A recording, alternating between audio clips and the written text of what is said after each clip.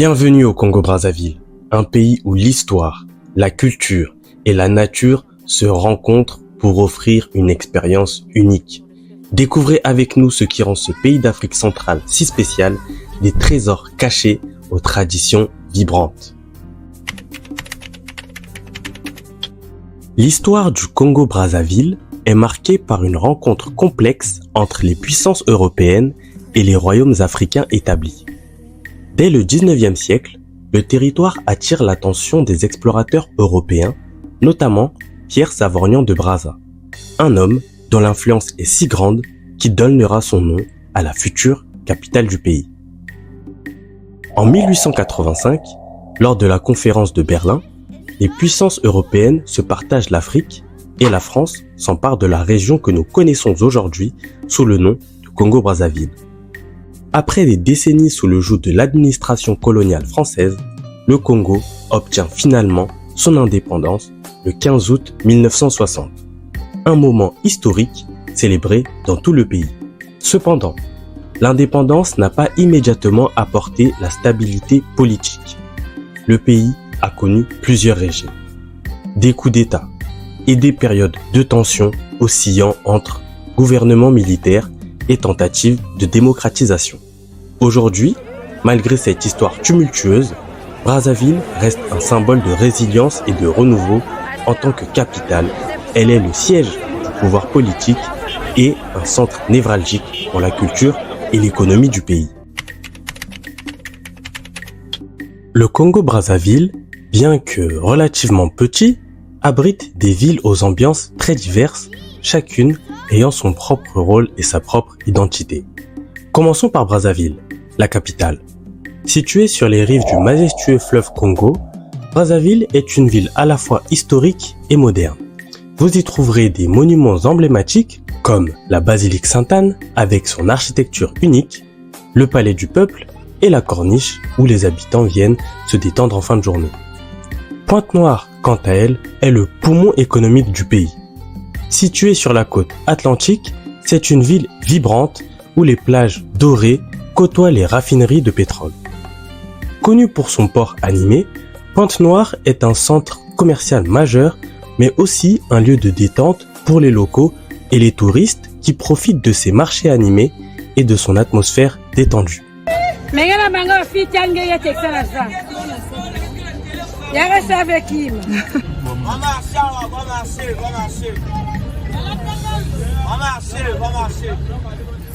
Enfin, Dolisie, la ville au rail, joue un rôle important dans le transport et le commerce du pays.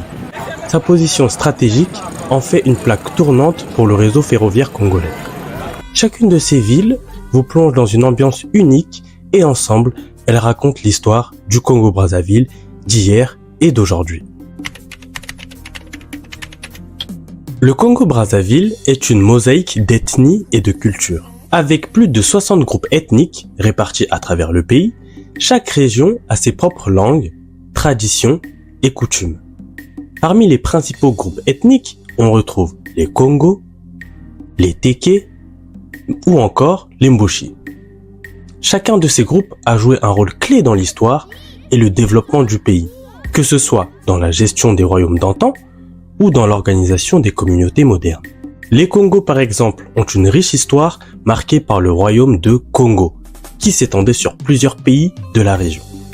Les Téké sont quant à eux réputés pour leur culture de commerce et d'échange, tandis que les Mboshi sont connus pour leur lien avec la politique et le pouvoir dans le Congo moderne. Cette diversité ethnique se reflète non seulement dans les langues parlées, mais aussi dans les modes de vie, les tenues traditionnelles et les rituels. Cependant, comme dans beaucoup de sociétés multiethniques, le tribalisme et les identités régionales jouent encore un rôle important dans les relations sociales et politiques. Malgré cela, le peuple congolais a su préserver un certain équilibre en valorisant les échanges et en maintenant un sens profond de la communauté nationale.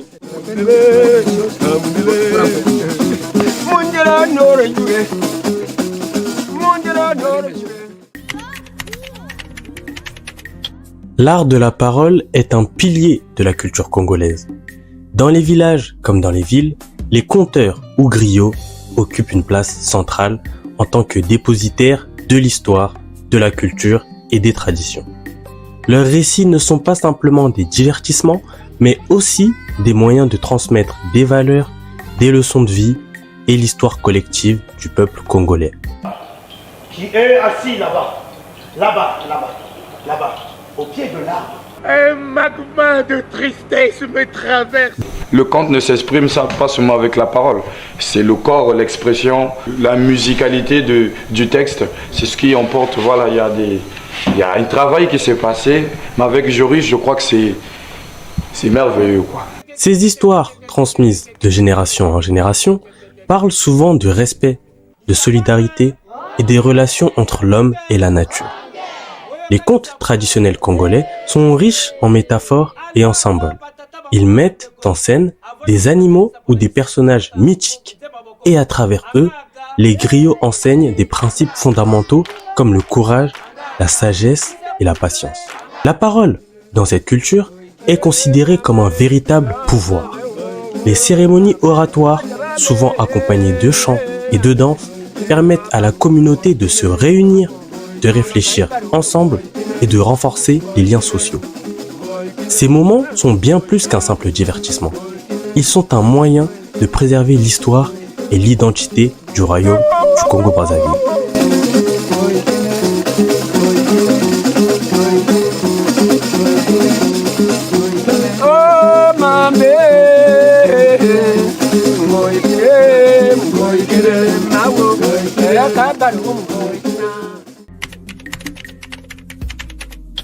Le Congo-Brazzaville est un pays où coexistent plusieurs pratiques religieuses. Le christianisme, en particulier le catholicisme et le protestantisme, est prédominant. Les églises jouent un rôle central dans la vie sociale et spirituelle de nombreux Congolais. Cependant, les religions traditionnelles africaines restent vivaces et cohabitent avec les pratiques chrétiennes, notamment dans les zones rurales. Le respect des aînés, ou le droit d'aînesse, est une valeur profondément ancrée dans la culture congolaise. Les aînés sont considérés comme des gardiens de la sagesse et de la tradition. Dans les familles comme dans les communautés, leur parole est respectée et leurs conseils sont souvent sollicités lors des grandes décisions. Ce droit d'aînesse va de pair avec la croyance que les ancêtres continuent d'influencer la vie quotidienne. Un lien qui est entretenu à travers des rites et des cérémonies de commémoration. Dans cette culture, l'aîné n'est pas seulement un conseiller, mais aussi un médiateur dans les conflits et un modèle pour les jeunes générations. Cette hiérarchie, fondée sur l'expérience et le respect, structure les relations familiales et sociales, assurant ainsi une continuité des traditions à travers les âges. La musique congolaise est un véritable joyau culturel, non seulement pour le Congo-Brazzaville, mais aussi pour l'ensemble du continent africain. Ici, la musique ne se limite pas à un simple divertissement. Elle est un langage, un moyen d'expression qui raconte des histoires, exprime des émotions et renforce les liens sociaux. L'un des genres les plus emblématiques du Congo est le soukous, aussi appelé rumba congolaise. Ce style musical, reconnaissable à ses guitares rythmées et ses mélodies entraînantes, a conquis l'Afrique et au-delà.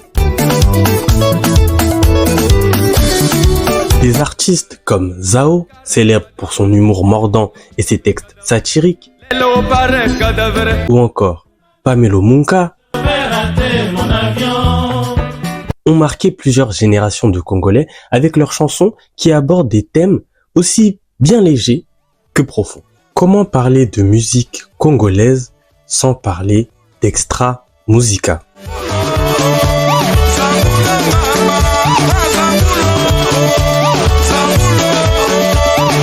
Le peuple congolais a aussi la chance d'avoir de nouvelles pépites, de nouveaux talents parmi ses artistes.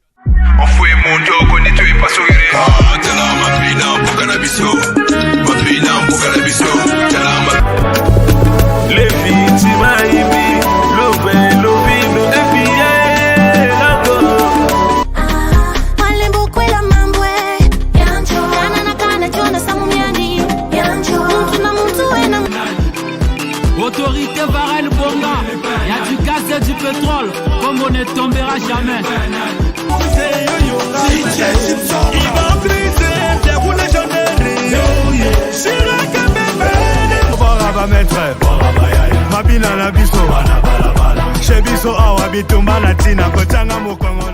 Ces artistes ont façonné l'identité musicale du Congo-Brazzaville et continuent d'inspirer les nouvelles générations de musiciens.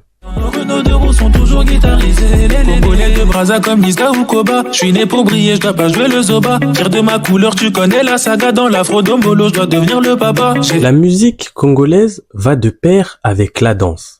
Et ici, danser n'est pas un simple passe-temps. C'est un art, une manière d'exprimer la joie, la douleur ou encore la fierté.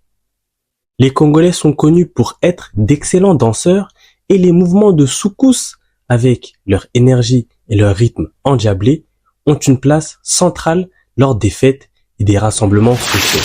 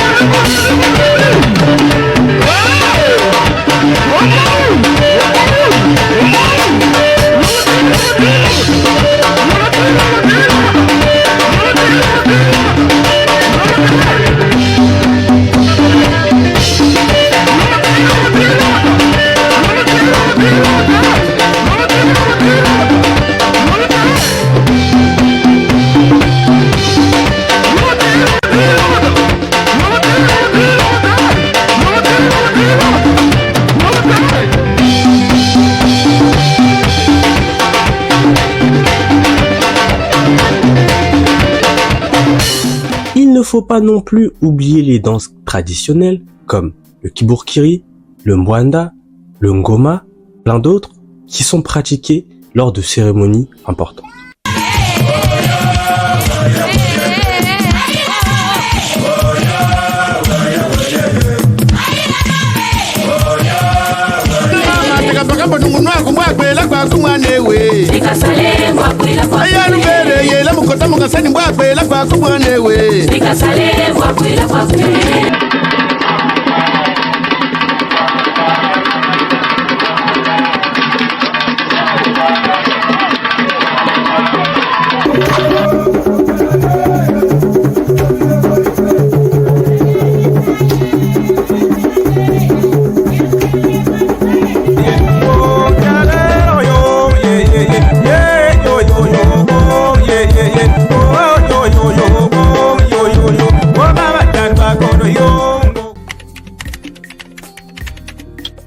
La cuisine congolaise est aussi diverse que savoureuse.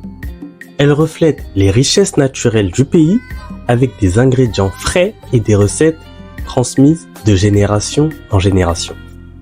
Parmi les plats incontournables, on trouve le sakasaka, une purée de feuilles de manioc, souvent accompagnée de poisson ou de viande. C'est un mets emblématique du Congo, apprécié pour son goût riche et sa texture unique. Le manioc est une base de l'alimentation congolaise. On le retrouve sous plusieurs formes, que ce soit en pâte, connue sous le nom de foufou, ou sous forme de feuilles cuisinées. Le manioc est l'aliment phare de la cuisine congolaise, accompagnant presque tous les plats. À côté de cela, le poulet mwambe, une recette traditionnelle à base de beurre de cacahuète, est un autre plat typique que vous ne devez pas manquer. Les Congolais aiment partager un bon repas et la cuisine est au cœur de la convivialité et de l'hospitalité locale.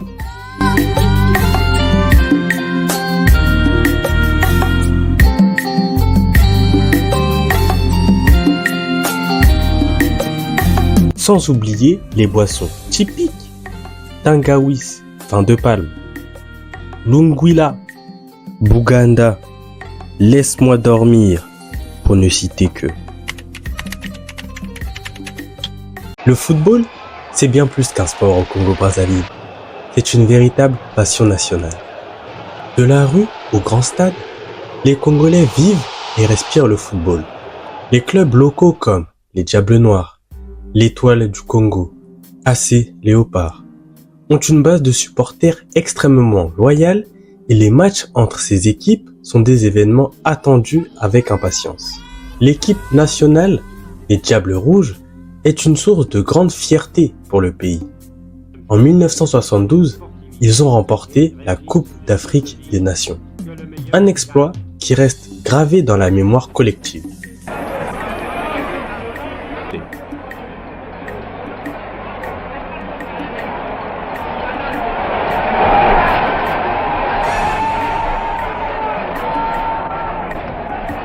Et l'un des meilleurs joueurs de cette coupe achevait le triomphe de son équipe en marquant un 3e but.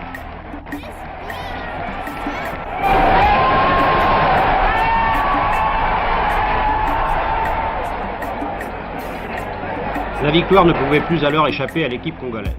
Mais le football au Congo ne se limite pas aux grands matchs et aux stades. Dans les quartiers, vous trouverez des enfants et des jeunes qui jouent au football à toute heure de la journée. Ce sport est un vecteur d'unité et de rêve pour la jeunesse congolaise. Une véritable école de la vie où persévérance et travail d'équipe sont à l'honneur. Le Congo-Brazzaville est une terre de nature et d'aventure.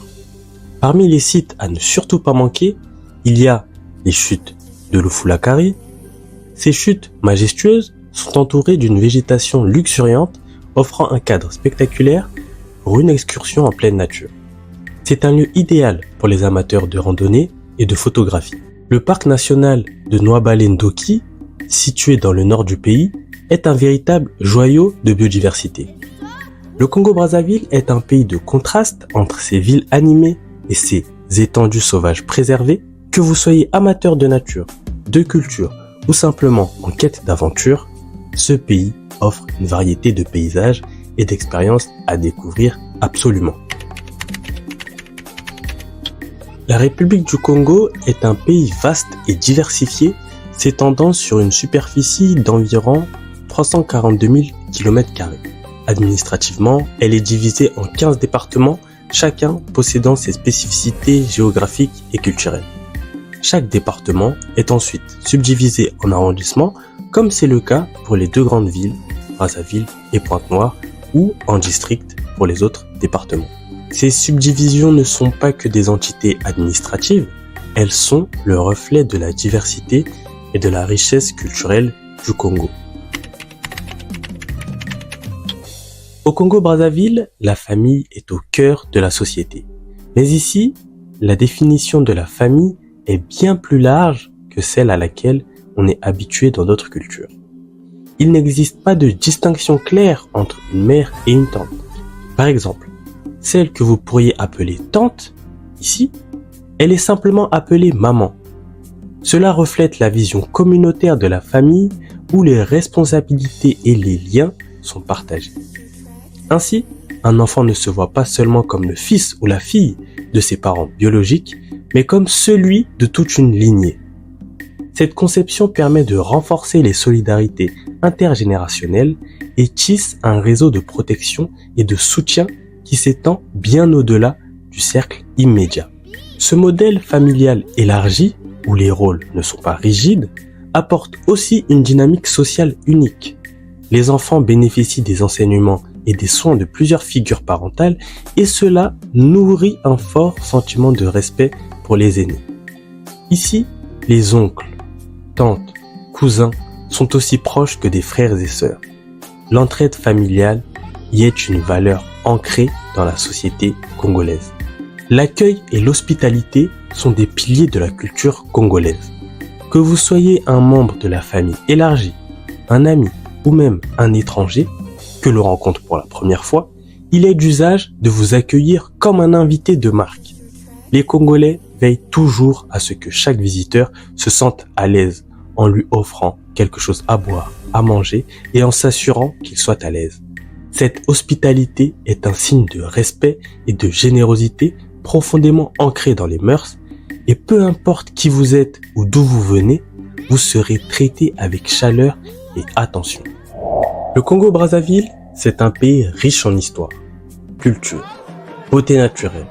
Que vous soyez amateur d'aventure, de découvertes culturelles ou de rencontres humaines, le Congo a quelque chose à offrir à chacun. Si vous avez aimé cette vidéo, abonnez-vous, laissez un commentaire, partagez la vidéo pour faire découvrir le Congo-Brazzaville au monde entier.